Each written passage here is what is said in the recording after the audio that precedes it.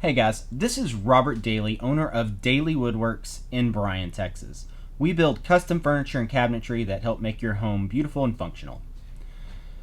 I also run the recreationalwoodworker.com, where I teach people how to build great furniture. One question that I get asked a lot by both customers and fellow woodworkers is, how do I charge for my work? What do I charge for my work?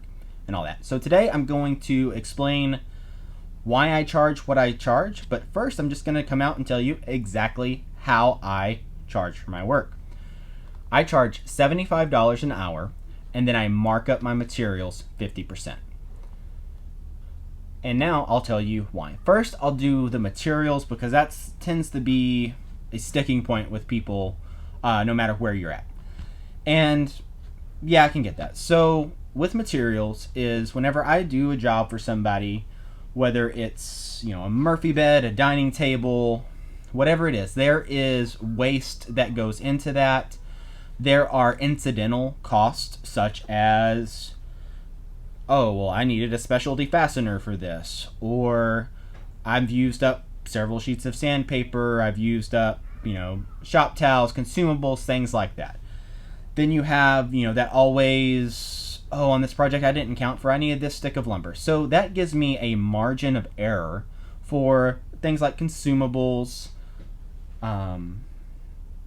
waste, yes, the occasional miscut, and, factors in just all those little incidental things. That way I don't have to sit there and count out every screw that I use on a project, right? Nobody wants that.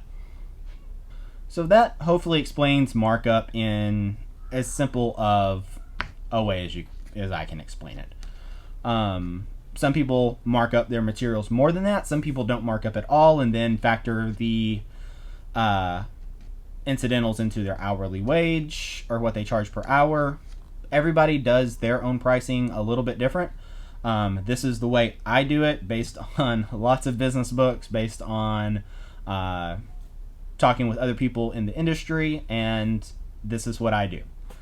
Now let's get into hourly. Right now we are charging $75 a man hour. We are a 2-person shop, and each of us is a skilled craftsman. So yes, often I call my lead carpenter my apprentice because that's what he started as. But at this point in his life, in our business life, he's a very skilled carpenter. I can send him to do all sorts of jobs on his own. So that warrants both of us charging $75 an hour for each of our time. Now you're probably thinking, oh wow, I don't make $75 an hour at my job. I make, $25 an hour, $30 an hour, or vice versa. Well, same thing here. So that $75 an hour, I wish I kept every dime of that, but I don't. So I'll explain to you how that works now. So with any business, no matter what you do, you have to account for, what do I want to pay myself an hour? What do I want to pay my family an hour? That's how I figure that, is what do I need at the end of the day to put in my personal bank account for my wife and kids to live on. So there's that. Then there's, everybody has to pay their government extortion that comes out of your paycheck every time. Those W-2 earnings, that FICA, all that stuff comes out as well. But your employer at your job pays about half of your Social Security. So technically it'd be about 14% of your gross pay. You pay 7 of it, your employer pays 7 of it. For my employee, that's how that works. For me as the business owner, I get to pay all of that. After that, you have things like overhead. We've got a nice shop here that we're able to work on. I've got several tens of thousands of dollars of tools that allow me to do the work I do, and all that takes money, of course. So built into that $75 an hour is my personal wage, my overhead, my taxes, and yes, profit as well. So I can buy new shiny tools, because if buying new tools isn't part of what I do, then what's the point of doing what I do? So that's how you get to that hourly wage. Same thing goes for my employee. is we essentially looked up, okay, what do I pay him an hour? What do I pay myself an hour? What is our overhead? What is our tax burden? What profit margins do we want? Divided by the number of billable hours we have a year. And that's basically how I got all of this. So you think in a normal work week, there's 40 hours. So you divide whatever you need to make in a year with all those different overheads and taxes and things factored into that.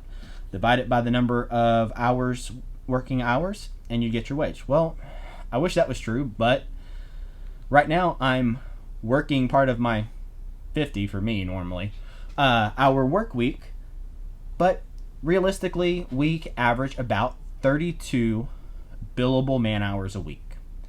So there's getting materials, there's cleaning the shop, there's paperwork, all those different things that go into, again, running a business.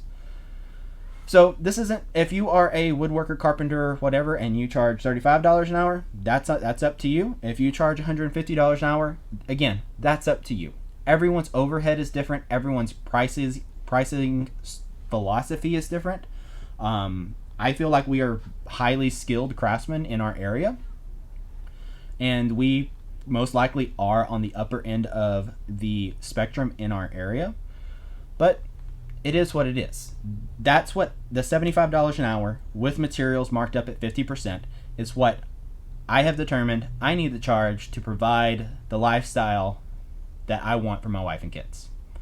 And I hope that helps. And if that makes you decide not to hire us, well, bummer, I'm sorry. We would have made something awesome for you.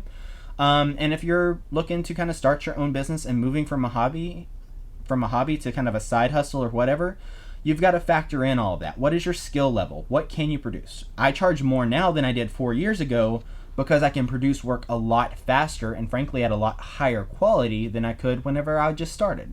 So you have to factor that in as well. I hope this helps. If you like this video, give it a like. If you disliked it, give it a dislike. Leave a comment below. Tell me if you agree, disagree, and all ears. Hope you have a great day, and thanks for watching.